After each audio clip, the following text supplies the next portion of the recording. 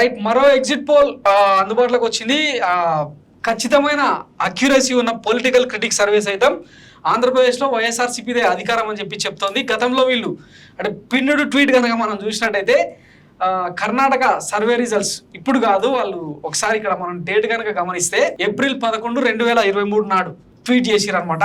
కర్ణాటకలో కాంగ్రెస్ పార్టీకి 135 నుంచి 145 స్థానాలు, బీజేపీకి 65 నుంచి 70 స్థానాలు, జేడీఎస్కు 10 నుంచి 15 స్థానాలు, ఇతరులకు 5 నుంచి 10 స్థానాలు అని చెప్పిన సర్వే ఇంచుమించుగా దీనికి దగ్గరగానే బీజేపీకి 66 స్థానాలు వచ్చినాయి, కాంగ్రెస్కు 135 స్థానాలు వచ్చినాయి అనమాట. సో అప్పటి నుంచి పొలిటికల్ క్రిటిక్ అంచనాల మీద చాలా హోప్స్ పెరిగినాయి అనమాట. సో ఈ నేపథ్యంలో వైఎస్ఆర్సీపీకి ఆంధ్రప్రదేశ్లో వీళ్ళు పట్టం కట్టారు. వీళ్ళ అంచనా ప్రకారం 110 స్థానాలు వైఎస్ఆర్సీపీకి దక్కే అవకాశం ఉండగా 65 స్థానాలు మాత్రమే కూటమికి వచ్చే అవకాశం ఉందన్నది పొలిటికల్ క్రిటిక్ వేస్తున్న అంచనా.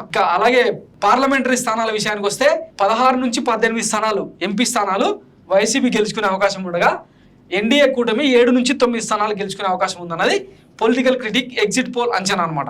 సో మరి దీనికి తగ్గట్టు రేపు కౌంటింగ్ నాడు ఇట్లాంటి ఫలితాలే వస్తాయా లేకపోతే ఏమైనా రివర్స్ అవుతాయా ఎందుకంటే ఎగ్జిట్ పోల్ అంచనాలు అనేవి అన్నిసార్లు అక్యురేట్ గా వస్తాయని చెప్పడానికి లేదు కాబట్టి, పైగా ఈసారి అంటే పల్నాడు వేదికగా జరిగిన హింసాత్మక ఘటనలు ఏవైతే ఉన్నాయో చాలా మంది ఓపెన్ గా చెప్పేందుకు అంటే ఎవరికి ఓటేసినామని చెప్పేందుకు భయపడుతున్న పరిస్థితి. సో సైలెంట్ ఓటర్సే 17-18% ఉండొచ్చు అన్న అంచనా నడుమ మరి ఈ రిజల్ట్స్ అంటే ఎగ్జిట్ పోల్ అంచనాలు నిజమవుతాయి లేదా అన్నది 4వ తారీఖు మధ్యాహ్నం 1-2 గంటల వరకు తెలిసే అవకాశం ఉంది. అప్పటిదాకా వేచి చూద్దాం. Thanks for watching Maira media. నేను మీ కేవీఆర్. Thank you.